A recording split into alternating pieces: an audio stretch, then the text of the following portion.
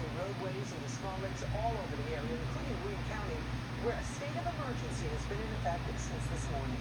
Our news 10's Dan Pizzani joining us now live. You were in Coxsackie. What are you seeing there, Dan?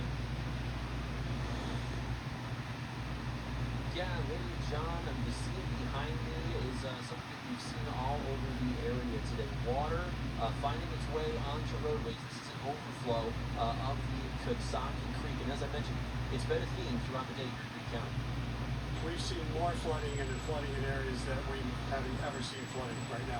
Mark Evans has been the Coxsackie mayor for 18 years, and in that time, he's seen two other flooding events like this in 2009 and 2012. This may be the worst of all of them. On Evans' way in this morning at 5:30, he saw this, the viaduct in Coxsackie flooded. Fortunately, we did get a car in there, and then we got another car in there later on. So it is starting to go down now. Evans declared a state of emergency in Coxsackie at 9:30 this morning, effective for at least the rest of the day.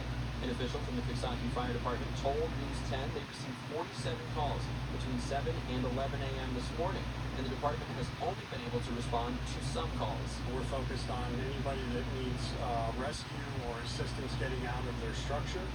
Those are the highest priority, or if the water is rising to the level of getting near the electrical box.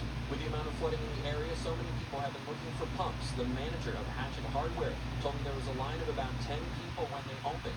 They were stocked with some pumps when the day began, but by 1:30 this afternoon, they only had a few left. Some of the water has been going to the Hudson River. Andre Flack is a property manager for the Newberry Hotel, where a landslide took out some trees near the property. It's a big washout right here, as you can see. Some trees down. It's been kind of flooding our parking lot, so we've been able to keep it clear. Flack's company manages multiple properties like the Plaza with the Tops in Coxsackie, where the flooding happens, but not usually like this. It hasn't flooded that bad. I think we're just talking since really Hurricane Irene.